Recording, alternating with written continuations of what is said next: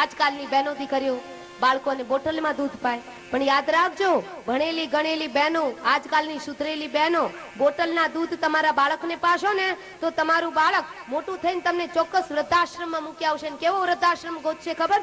જમવાય નહીં જડે.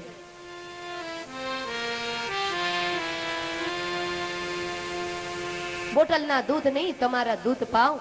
કારણ કે બાળક અને માં વચ્ચેનું તાદાત્મ્ય મેરે ભાઈ બહેન, માના સંસ્કારો દૂધ દ્વારા જ મળે છે બાળકને.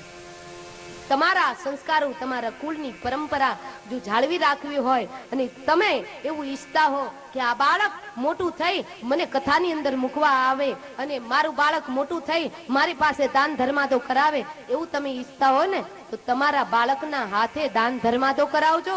તમારા બાળકને બોટલના દૂધ નહીં, બકરીના દૂધ નહીં, ભેંસના દૂધ નહીં. તમારું બાળક જ્યાં સુધી નાનું હોય, જ્યાં સુધી ભણી ગણીને મોટું